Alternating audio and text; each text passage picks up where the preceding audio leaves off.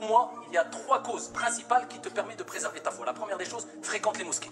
Au moins, alors je sais qu'il y a des gens qui travaillent, il y a des gens qui ne peuvent pas, il y a des gens qui habitent loin des mosquées, il y a des gens... Mais essaye au mieux de venir au moins une fois par jour à la mosquée.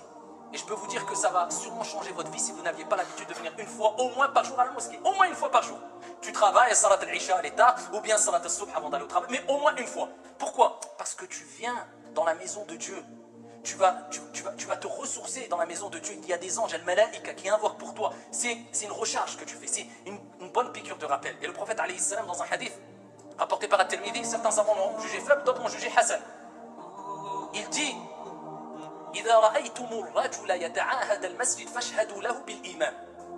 Si vous voyez une personne qui fréquente les mosquées, qui a l'habitude de venir à la mosquée, attestez qu'il a la foi.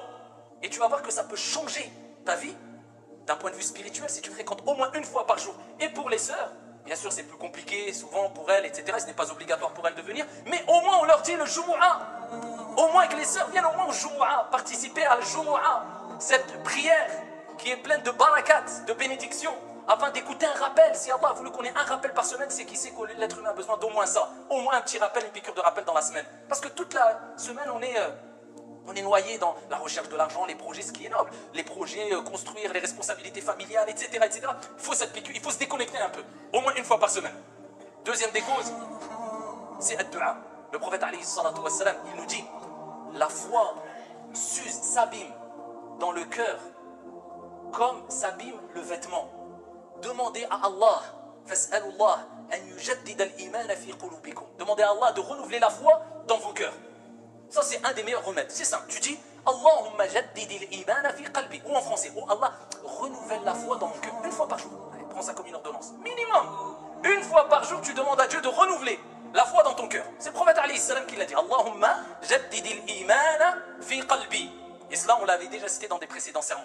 Et la troisième des choses, qui est simple aussi, c'est dhikrul maut, le rappel de la mort. Parce que dunya qasiratun mahma talat.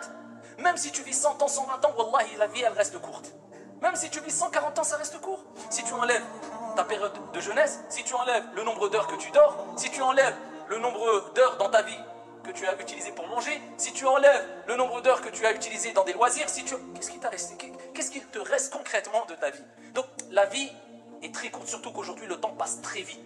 Donc souviens-toi souvent et répète ce rappel qui est al-maut, la mort. Ça ne t'empêche pas de vivre, d'être heureux, d'être épanoui, d'être ouvert, mets toujours cela devant toi.